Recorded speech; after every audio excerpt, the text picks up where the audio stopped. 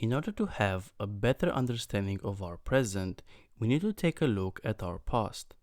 The 6-hour workday made headlines in 2016 when some Swedish businesses announced the introduction of this model. Of course, everyone would have been paid the same amount over an 8-hour shift. It looks like the Swedes experienced another industrial revolution or some sort of a labor movement. But did they? Less working hours is not a new concept. It dates back to 1817 with the slogan 8 hours labor, 8 hours recreation, and 8 hours rest by Robert Owen.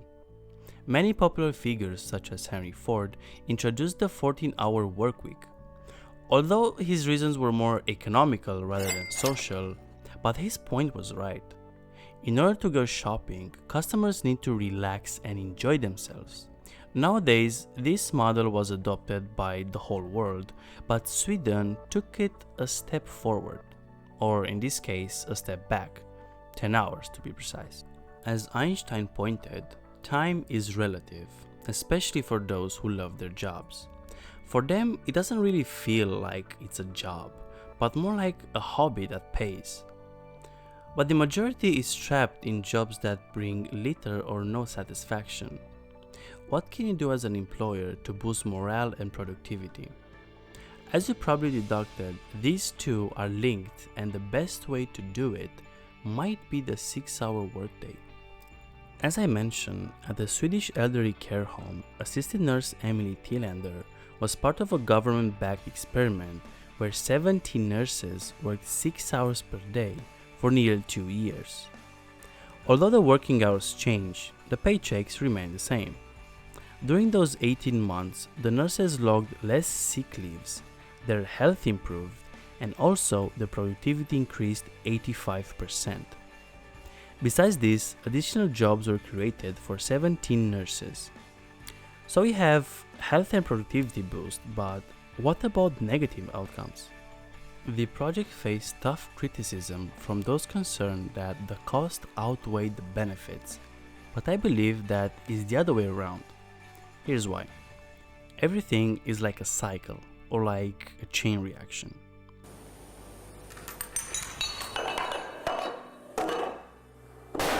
First, you have people that are stressed or worse, depressed because they are working too much or their job doesn't bring them happiness.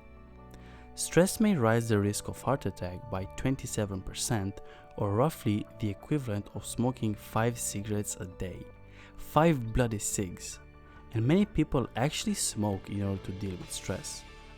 Smoking is deadly and very expensive. With health deteriorating, they need to buy medicine so they can have a relatively comfortable life. Unfortunately, most medicine is expensive. Try to project this at a much larger scale. Let's say an entire nation. An entire nation that is stressed, unhappy, and sick, with a liver full of pills. Can those people thrive in a system like this?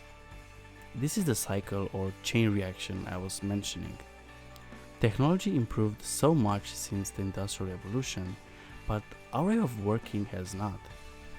Okay, I'm not saying to implement this in every single sector, especially not in those who have deadlines, no.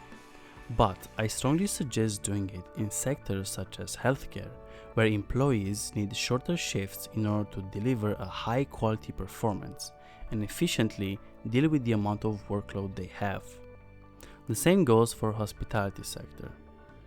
From my point of view, this experiment made a valuable contribution to the work culture by initiating global debates and inspiring companies or startups to adopt the 6-hour workday.